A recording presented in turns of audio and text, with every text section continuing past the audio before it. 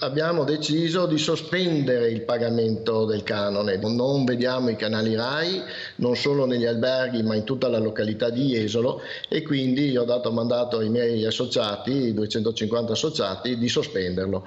Niente segnale, niente canone. Ha scelto la linea dura il presidente dell'Associazione Jesolana Albergatori Pier Francesco Contarini, che ha esteso a tutti gli associati l'invito ad una sorta di sciopero bianco in attesa che venga risolto un problema che si trascina da tempo.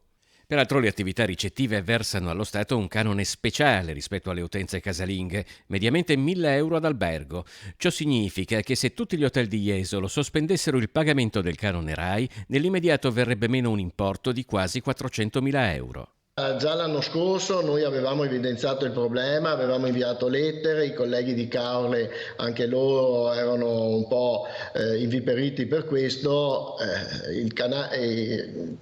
La ricezione in Veneto, ci è stato detto, è la peggiore ricezione fra le regioni italiane. La rassicurazione ricevuta dagli albergatori è che il problema di ricezione sarà risolto con l'introduzione del sistema di trasmissione DVB-T2. Quando sarà ripristinato il segnale, ha risposto allora Contarini, oggi ospite di Focus TG condotto dal direttore Luigi Bacialli, riprenderemo a pagare il canone. Fino ad allora lo sospendiamo.